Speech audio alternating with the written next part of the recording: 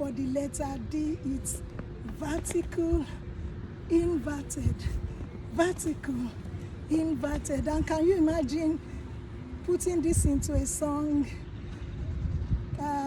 What song should we say? God, you are holy. Like, God, you are holy. Again, God, you are holy. Did you not just love that? God, you are holy. God, you are holy. And you are writing D. God, you are holy. And we lift you up. Lift you up.